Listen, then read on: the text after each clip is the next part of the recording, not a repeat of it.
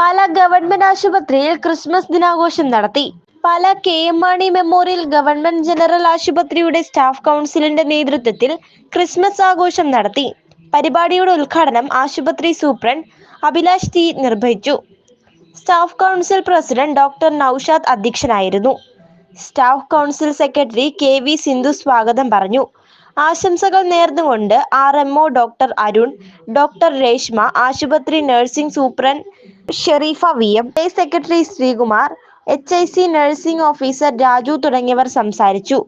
ആശുപത്രിയിൽ നിന്നും സ്ഥലം മാറി പോയവരെ ചടങ്ങിൽ ആദരിച്ചു.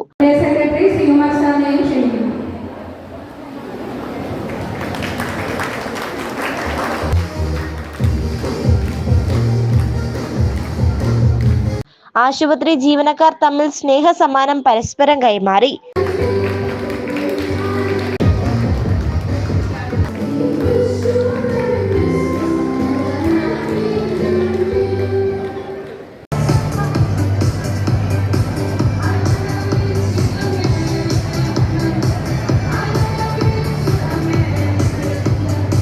ജീവനക്കാരുടെ വിവിധ കലാപരിപാടികളും ആഘോഷ